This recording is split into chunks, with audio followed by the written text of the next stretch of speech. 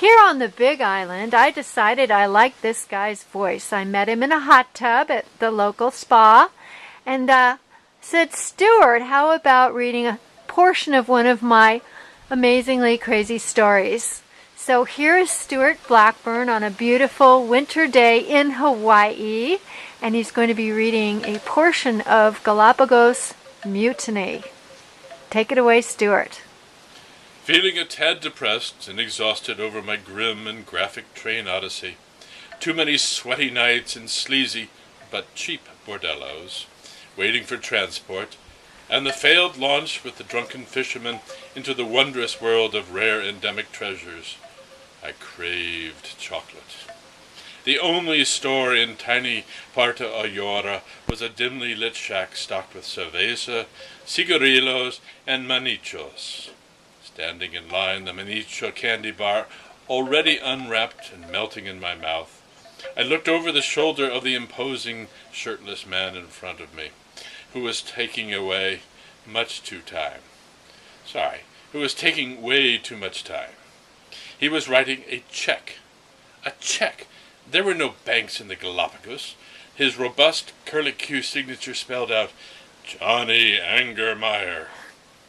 I'd read about the legendary Angermeyers in the Sierra Club book lent to me by my scientist seatmates in the drafty military plane flying from Guayaquil and dismissed. Guayaquil and to the Galapagos. Being young, blonde, persistent, and female are great qualities to possess if you need a ride somewhere.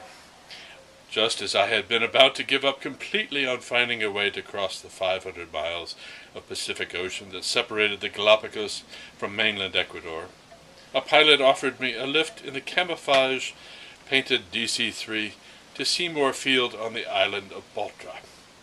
The scientists were going out to the Darwin Research Center to study the reluctant procreation tactics of Lonesome George, the last remaining giant tortoise of his kind. Or maybe find him another tortoise, femme fatale, from a neighboring island who would stimulate his libido. The Sierra Club book informed me that in the 1600s the Galapagos was a stop for the Spanish galleons on their way from Central America back to Spain for their absconded booty. One of the reasons Lonesome George didn't have a lot of dating prospects was the passing seafarers, otherwise known as pirates, had stuffed the tortoises into the hold as a living food source. Another detail of interest in the book was about the first European settler in the Galapagos, a larger-than-life German character named Gus Angermeyer, who still lived there in a cave. The hulking man standing in line in front of me might be one of the founding fathers, the original settlers of the Galapagos, or their unshaven son. I reached up and tapped this Angermeyer fellow on the shoulder. Can I buy